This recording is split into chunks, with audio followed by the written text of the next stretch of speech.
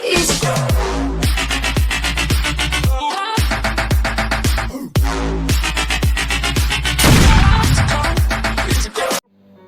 दोस्तों, आपका स्वागत है हमारे चैनल पर एक बार फिर से। और पिछले चैप्टर में हमने देखा था परिमेय संख्याएं क्या होती है, और इस चैप्टर में हम देखेंगे घन एवं घनमूल। सेकंड चैप्टर है घन एवं घनमूल। तो देखते हैं घन एवं घनमूल क्या होता है। इसके पहले आपने वर्ग एवं वर्गमूल के बारे में पढ़ा होगा। तो वर्ग क्या होता था कि जब हम किसी संख्या को उसी संख्या से 2 बार गुणा करते थे तो वो वर्ग होता था। जैसे कि 2 है, इसी को वापस 2 से गुणा कर दे तो ये इसका वर्ग बन जाता है। 2 का 2 से गुणा 4, तो 4 जो है वो वर्ग संख्या कहलाती है। ऐसे ही 3 है, तो 3 को 3 से गुणा कर दे तो बन जाता था 9, तो ये इसकी वर्ग संख्या कहलाती थी। और इसको हम कुछ ऐसे भी लिख सकते थे कि 3 का स्क्वायर बराबर 9। 3 का वर्ग, इसको क्या पढ़ते हैं, 3 का वर्ग बराबर 9। 3 का वर्ग कितना होता है, 9 होता है। तो ये थी वर्ग संख्या। और अब हम पढ़ रहे हैं घन संख्या। घन संख्या क्या होती है या घन क्या होता है? जब किसी संख्या को उसी संख्या से 3 बार गुणा किया जाता है, मतलब आपस में 3 बार गुणा करते हैं, तो घन संख्या कहलाती है। घन संख्या कैसे ज्ञात करते हैं? जैसे कि 2 है, 2 को हम उसी संख्या से अगर 3 बार गुणा कर दें, 2 को हमने आपस में 3 बार गुणा करवा दिया तो क्या आएगा, 2 दूनी 4, 4 दूनी 8। तो 8 क्या हो गया, 2 का घन हो गया। 8 है वो 8 जो है वो 2 का घन हो गया। तो 2 का घन कितना होता है, 8। तो 2 की घन संख्या कितनी है, 8। तो ऐसे हम घन निकालेंगे। तो चलिए, जब किसी संख्या को उसी संख्या से 3 बार आपस में गुणा करते हैं तो उसे घन कहते हैं। जैसे कि 2 का घन कितना हो गया, 8। ऐसे ही 5 का घन करते हैं। 5 को आपस में 3 बार गुणा कर दे तो 5 का 5 से गुणा 25, 25 को 5 से गुणा करेंगे तो 125। तो 125 क्या हो गया, 5 का घन संख्या हो गया। अब बात करें 2, जब हमने 2 और 2 और 2 इन तीनों को आपस में गुणा किया तो इसको हम कुछ ऐसे भी घात रूप में दर्शा सकते हैं, 2 की घात 3। यहाँ पर जिस संख्या का गुणा हो रहा है उसको नीचे लिखना है और वो कितनी बार में हो रही है वो उसके घात के रूप में लिखते हैं। तो ये इसका घात रूप हो गया। तो 2 इसको कैसे पढ़ते हैं, 2 की घात 3। ऐसे ही 5 का जब आपस में 3 बार हम गुणा करें तो हम इसको ऐसे भी संक्षेप में 5 की घात 3 ऐसे लिख सकते हैं। ठीक है, तो 5 की घात 3 कितने होता है, 125। ये एक घन संख्या है। तो यहाँ पर मैंने कुछ संख्याएं लिख दी है और एक तरफ उनकी मैंने घन संख्याएं लिखी है। जैसे कि 1 का घन संख्या कितनी होती है, 1। 2 की घन संख्या कितनी होती है, 8। 3 की घन संख्या कितनी होती है, 27। 4 की घन संख्या कितनी होती है, 4 का घन कितना होता है, 64। 5 है तो 5 का घन कितना हो गया, 125। 6 है तो 6 का घन कितना हो गया, मतलब 6 को आपस में 3 बार गुणा करते हैं तो 216। 7 है तो 7 का घन कितना हो गया, 343। 8 है तो 8 का घन कितना हो गया, 8 का घन हो गया 512। 9 है तो 9 का घन कितना हो गया, 9 को आपस में 3 बार गुणा करेंगे तो हमारे पास आ जाएगा 729। और 10 है तो 10 का घन कितना हो जाएगा, 1000। तो ये सारे घन अपने को याद करने हैं कि 1 का घन कितना होता है, 2 का घन कितना होता है, 3 का घन कितना होता है। ये सारी संख्या हमें याद रखनी है। इसका उपयोग हम आगे भी करेंगे जब हम तो इन संख्या को आपको याद रखना है। हम इनका उपयोग आगे जब घनमूल निकालेंगे तब हमें इनकी ज़रूरत पड़ेगी। तो संख्याओं को आपको याद कर लेना है ताकि कोई समस्या ना हो जब हम घनमूल निकालेंगे। तो सम संख्याओं का घन सम संख्या ही होती है और विषम संख्या का घन जो है वो विषम संख्या होती है। जैसे कोई भी सम संख्या है, सम संख्या कौन सी होती है, जिसमें 2 का भाग पूरा पूरा जाता है वो सम संख्या, और जिसमें 2 का भाग पूरा पूरा नहीं जाता है वो विषम संख्या है। तो सम संख्याओं का जब हम घन करते हैं, जैसे कि 2 है, 2 का हमने घन किया तो हमें वापस सम संख्या ही मिली। 8 क्या है, एक सम संख्या है, इसमें भी 2 का भाग पूरा पूरा जाता है, इसलिए ये भी एक सम संख्या है। तो जब हम सम संख्या का घन करेंगे तो सम संख्या ही मिलेगी। और जब हम जैसे विषम संख्या, हम जैसे 3 ले रहे थे, विषम संख्या 3 में 2 का भाग पूरा पूरा नहीं जाता है, और इसका हम जब घन करते हैं तो 3 का हम जब घन करेंगे तो हमको कितने मिलेगा, 27। और 27 में इकाई का अंक क्या है, विषम है, तो ये भी क्या है, एक विषम संख्या है। तो सम संख्या का घन करने पर सम संख्या मिलती है और विषम संख्या का घन करने पर विषम संख्या मिलती है। तो ये हमें याद रखना है। और अपने को ये भी ध्यान में रखना है कि जिन अंकों के इकाई पर 0, 1, 4, 5, 6, 9 हो, ये अंक अगर इकाई पर होते हैं तो इन अंक वाली संख्याओं के घन में भी इकाई पर यही अंक आएंगे। मतलब इकाई पर जब ये अंक है और हम ऐसी संख्याओं का किसी का घन कर रहे हैं तो वापस इकाई पर यही अंक आएंगे। तो अब हम बात करते हैं घन एवं अभाज्य गुणनखंड। घन और उसके अभाज्य गुणनखंड की बात करेंगे। यहाँ पर एक प्रश्न है, क्या 729 एक पूर्ण घन संख्या है? हमें पता करना है कि 729 है वो एक पूर्ण घन संख्या है या नहीं। तो ये हम कैसे करेंगे, ये हम अभाज्य गुणनखंड करके करेंगे। अभाज्य गुणनखंड करने के लिए हमें भाजकता के नियम याद होने चाहिए। जैसे कि 2 का भाजकता का नियम क्या होता है, 3 का भाजकता का नियम क्या होता है।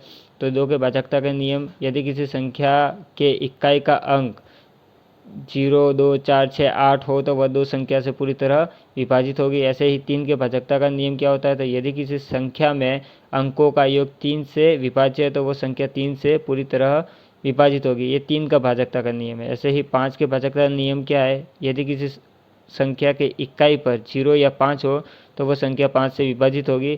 तो ये मोस्ट वैसे 3 हमें अभी याद रखने हैं। इसका उपयोग अभी हम अभाज्य गुणनखंड करने में करेंगे।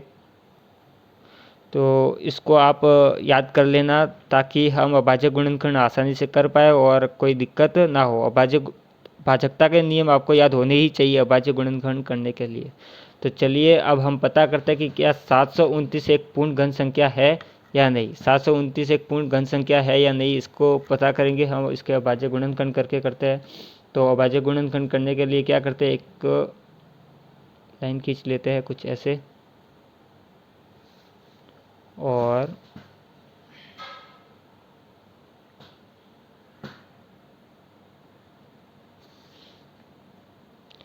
ऐसे स्केल बनाना है और एक तरफ लिखने जिसके अभाज्य गुणनखंड करनी है, जिस संख्या का अभाज्य गुणनखंड करना है हमें उसको इस तरफ लिखना है और जिसका भाग देंगे उसको इस तरफ लिखेंगे। तो यहाँ पर मैं लिख रहा हूँ 729, जिसके अंदर हमें भाग देना है, ये इसके हमें अभाज्य गुणनखंड करने हैं। तो चलिए इसके अंदर अब हम किसका भाग देंगे, तो भाजकता के नियम से हम इसके अंदर भाग देंगे।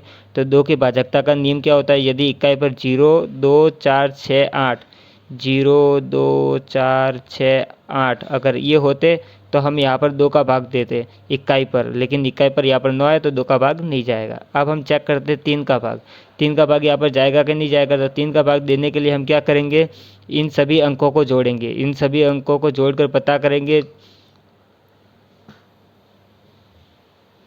इस सभी अंकों को जोड़ के हम पता करेंगे कि यहाँ पर 3 का भाग जाएगा कि नहीं जाएगा। तो 7 और 2 9 हो गए, 9 और 9 कितने हो गए 18। तो 18 3 के पहाड़े में आते हैं, इसलिए यहाँ पर 3 का भाग जाएगा। तो यहाँ पर हम 3 का भाग दे देते हैं।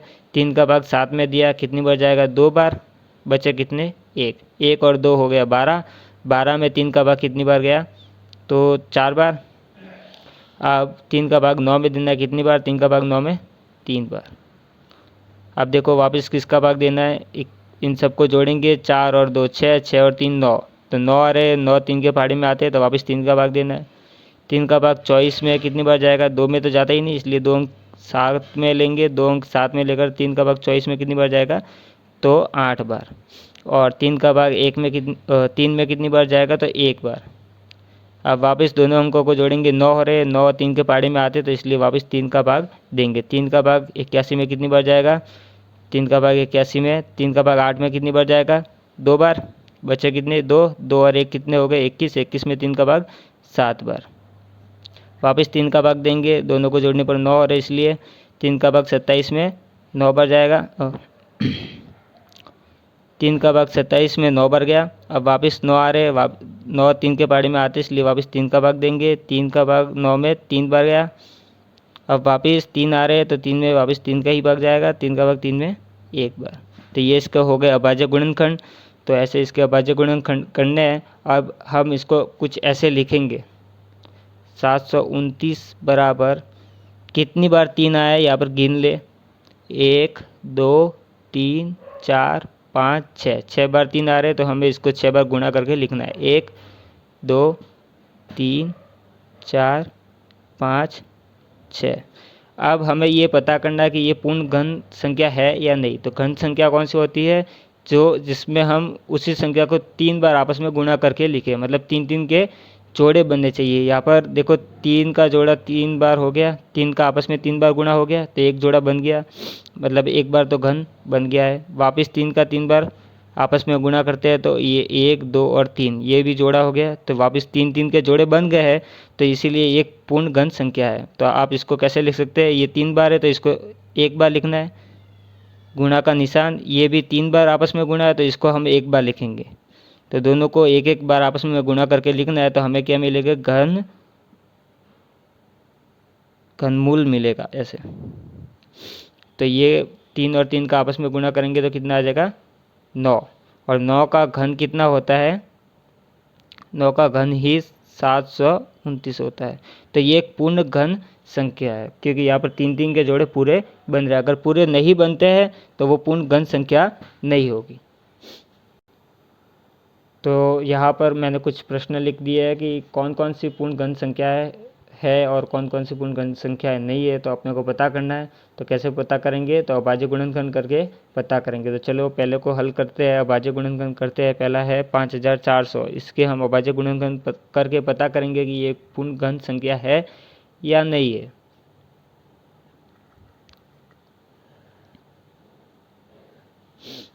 तो यहाँ पर इकाई पर 0 है, इकाई पर 0 है, तो आप यहाँ पर 2 की भाजकता के नियम से 2 का भी भाग दे सकते हो और 5 का भी दे सकते हो, क्योंकि 2 की भाजकता के नियम में भी 0 आता है इकाई पर, और 5 की भाजकता के नियम में भी इकाई पर 0 आता है।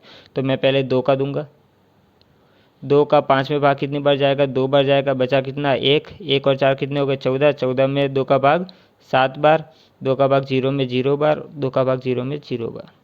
वापस इकाई पर 0 इसलिए वापस 2 का भाग देंगे, 2 का भाग 2 में 1 बार, 2 का भाग 7 में 3 बार, बचा कितना 1, 1 और 0 10, 10 में 2 का भाग 5 बार, और 2 का भाग 0 में 0 बार। इकाई पर वापस 0 इसलिए वापस 2 का भाग देंगे, 2 का भाग 1 में नहीं जाता, 13 ले लिए, 13 में 6 बार, बचा कितना 1, 1 और 5 15, 15 में 2 का भाग नहीं जाता, हम लेंगे 14, 14 में 7 बार, बचा कितना 1, 1 और 0 10, 10 में 2 का भाग 5 बार। अब इकाई पर 5 है तो 2 का भाग जाएगा नहीं, और अगर सभी अंकों को जोड़े 6 7 और 5 सबको जोड़ने पर कितने आ रहे हैं, 7 और 5 12, 12 और 6 हो गए 18। तो यहाँ पर 3 का भाग जा रहा है क्योंकि 18 आ रहे हैं, 5 और 7 12, 12 और 6 18, 18 में 3 का भाग जाता है, 18 में 3 का भाग जाता है, इसलिए यहाँ पर हम 3 का भाग देंगे। 3 का भाग 6 में 2 बार, 3 का भाग 7 में 2 बार, बचा कितना 1, 1 और 5 15, 3 का भाग 15 में 5 बार। अब सबको जोड़ेंगे, 5 2 और 2 कितने हो गए, 5 और 2 और 2 हो गए 9, 3 का भाग 9 में भी जाता है इसलिए वापस 3 का भाग देंगे। 3 का भाग 22 में कितनी बार गया, 7 बार, बचा कितना 1, 1 और 5 कितने हो गया 15, 3 का भाग 15 में 5 बार, 75 आ गए। दोनों को जोड़ लिए 12, 12 हो रहे हैं, 12 इसलिए हम किसका भाग देंगे, 3 का भाग 7 में 2 बार जाएगा, 1 बच जाएगा, 1 और 5 15, 25। अब 25 आ रहे हैं और दोनों को हम जोड़ ले, 5 और 2 कितने हो रहे हैं 7, तो 7 में 3 का भाग नहीं जाएगा, तो अब हम किसको लेंगे, 5 को। 5 की भाजकता का नियम काम में लेंगे। 5 की भाजकता का नियम क्या होता है, इकाई पर या तो 0 हो, 5 के भाजकता का नियम क्या होता है, इकाई पर या तो 0 या 5 हो तो 5 का भाग जाता है। तो यहाँ पर कितना है 5 है इसलिए हम 5 का भाग देंगे। तो 5 का भाग 25 में 5 बार जाएगा, 5 में वापस 5 का भाग दे दिया 1। तो यहाँ पर हमें इसके 5400 के अभाज्य गुणनखंड कर रहे हैं, तो अपने को कितना मिल रहा है, 2 आ रहे हैं यहाँ पर 3 बार, तो 2 को यहाँ पर 3 बार गुणा करके लिख देना है। फिर 3 यहाँ पर आ रहे 3 बार, तो इनको आपस में 3 बार गुणा करके लिख देना है। और